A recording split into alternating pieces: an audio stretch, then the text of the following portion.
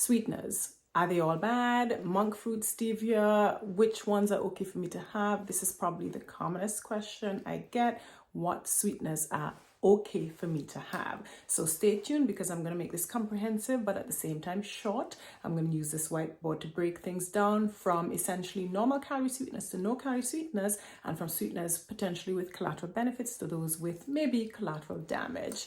I'm Dr. Amina, a physician and a health coach, and I help overweight people with blood sugar problems fix those problems without having to take more medications. All right, so sweeteners. I have this whiteboard here, and I promise I'm going to get fancy one of these days and not have this big reflecting light. But anyway, I have broken the sweeteners down from regular calorie.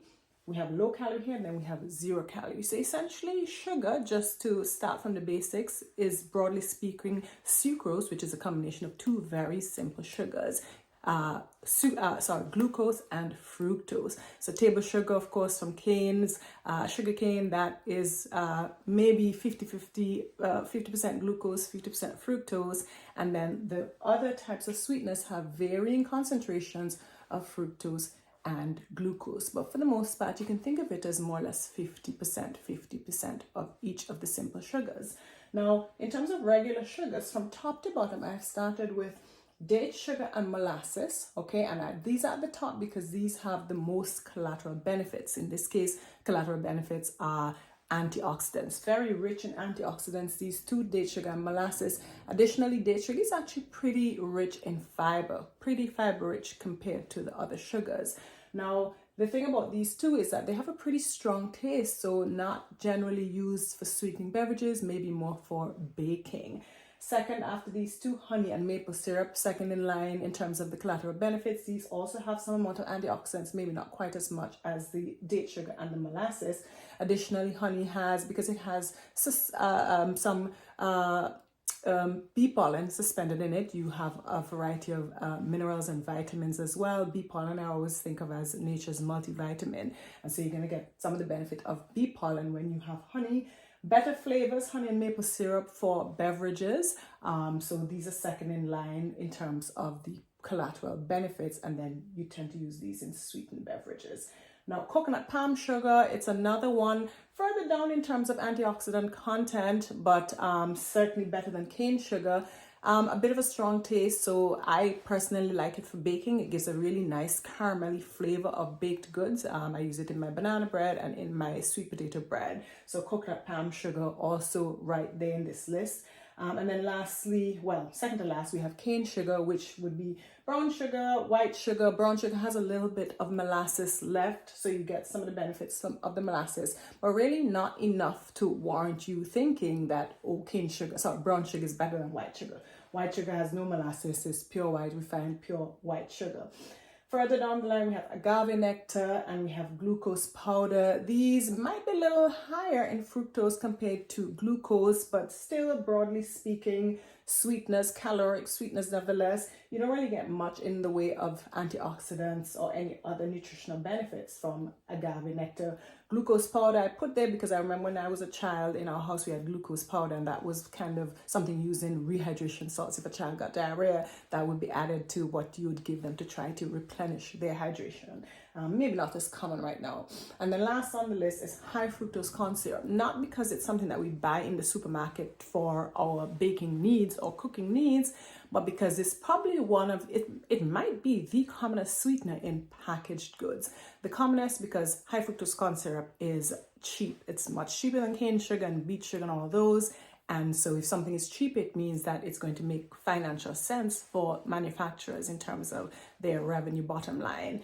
High fructose corn syrup, needless to say, has the highest concentration of fructose compared to glucose of all these sweeteners. And I've done other videos about how fructose could maybe be worse for your body in general, your metabolism and your liver overall compared to glucose and just the other sweeteners in general, right? So this is how, for the caloric sweeteners, sugar, basically, things that go into your body and cause an increase in blood sugar levels and by extension an increase in insulin levels, this column is the list of all those common sweeteners that are available. Second, we have low calorie sweeteners. So low calorie because you do get there's some amount of absorption, so your body does have a slight increase in sugar levels, glucose levels specifically, but pretty small compared to the regular calorie sweeteners. These are broken down into two groups. We have here the sugar alcohols, very common in foods that are marketed as diabetes friendly. So you'll see it in Hershey's chocolates marketed as diabetic friendly. You'll also see it in a lot of the store brand desserts like pies and so on at Walmart will have pretty significant amounts of sugar alcohol.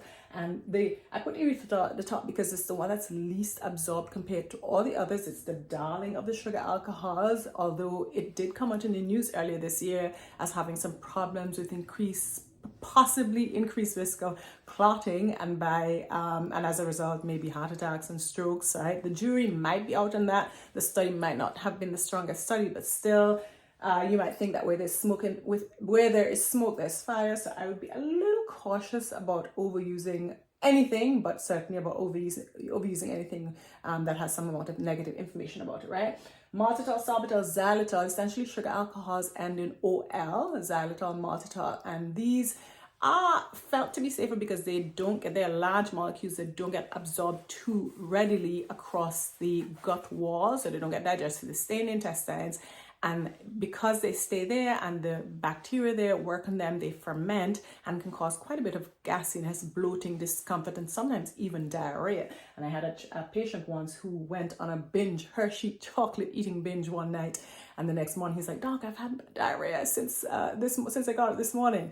And of course his sugars were sky high in the high 200s. And when I looked and saw all the empty wrappers on his bedside table, I realized that it was the maltitol and sorbitol that had two types of sugar alcohol, and it had more than 20 grams of the sugar alcohol per serving, and he had more than one serving. So you really have to be cautious about these. Even though they're marketed for diabetics, you might have more than one serving, number one, and then number two, depending on your body, you might be able to break down and absorb more of the sugar than another person. So therefore, you could have pretty significant increases in blood sugar levels and essentially more like a higher caloric amount or benefit from it compared to somebody else, or compared to if you're taking erythritol.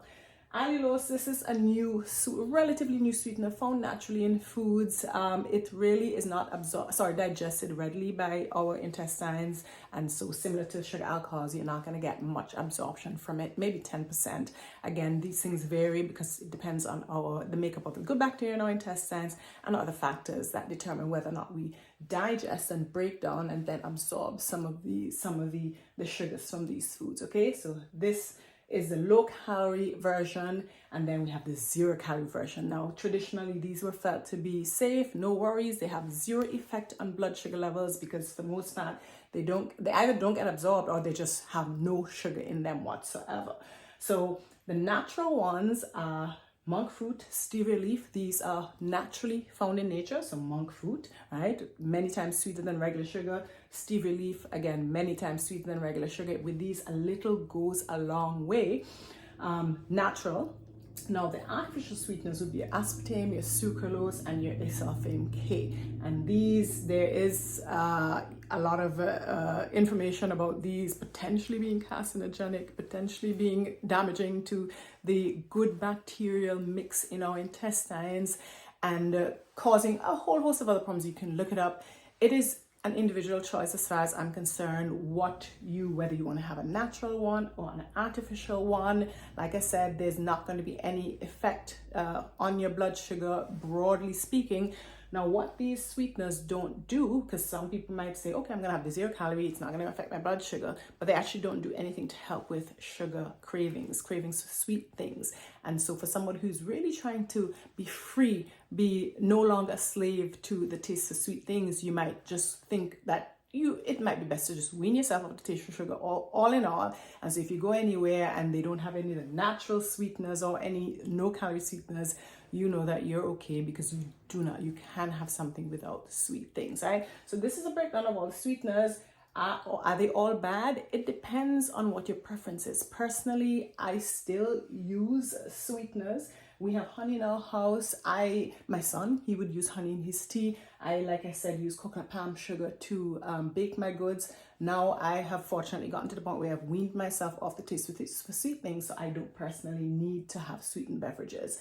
But if I go somewhere, I will have a dessert and I know it will have sucrose, cane sugar in it, most likely. All right. So it's a personal choice. You know, think about alcohol. When people are talking about alcohol and whether or not they should have alcohol, they don't ask about the type of alcohol. It's just broadly speaking alcohol. Maybe it won't be, maybe it's not so good for you, or maybe consciously people might decide, okay, I'm going to have one drink here or one drink there, right? But you're not saying, okay, what type of alcohol is better? I think you should think of sugar in the very same way, not necessarily what type of sugar is better, but should you be having sugar at all? And if you choose to have sugar, then you know, okay, well, I might choose when I'm baking those with collateral benefits over those with no benefit, or I might consciously choose that every time I'm having my tea in the morning, I am going to use a little bit of honey, or I will have erythritol for my baked goods, or some people might decide that they're going to use stevia leaf or monk fruit. One last thing with the 0-calorie sweeteners, they tend to have pretty significant aftertaste. They vary. And then another thing to look out for as well is if you're buying these things, monk fruit, stevia, oftentimes the factories, they will mix them, and so you will have monk fruit mixed with erythritol, stevia with erythritol, you'll have allulose mixed with erythritol, a lot of mix is sucralose and monk fruit, and so you must read your ingredient label. In fact, some of the brands will put on the front of it either, you know, monk fruit big and bold, and then in tiny print underneath that they will put with erythritol or with sucralose. And when you flip the back, you will realize that the first ingredient is not monk fruit in big print at the front. Your first ingredient is erythritol or it's sucralose. And it does not specify to you what percentage is erythritol, what percentage is monk fruit or stevia. So for all you know, you might only be getting 10% of the thing that you think you're buying and 90% of the thing that you really don't want. Don't be fooled. Read your labels every single time. And at the end of the day, it's an individual choice what type of sweetener you are going to choose. Obviously, somebody who has uncontrolled diabetes, you want to stick with more the 0-calorie ones, those that will have minimal to no effect on your blood sugar levels. And if you do choose to have one of these, you will try to keep your added sugar intake to no more than 6 teaspoons in a 24-hour period. Every 1 teaspoon is 4 grams, so you want to aim to have no more than 6 grams of these added sugars per 24-hour period. There is no specific guideline per se for sugar alcohols, but you will probably be limited by side effects of bloating, abdominal discomfort, and maybe even diarrhea. So watch out for that. I hope you all found this video comprehensive, and that you will now be armed with the knowledge that you need to make an informed decision about whether or not you will have a sweetener. Thanks for watching, and do subscribe to my channel for more informative videos coming up in the near future every Thursday morning, 7 a.m. Bye-bye.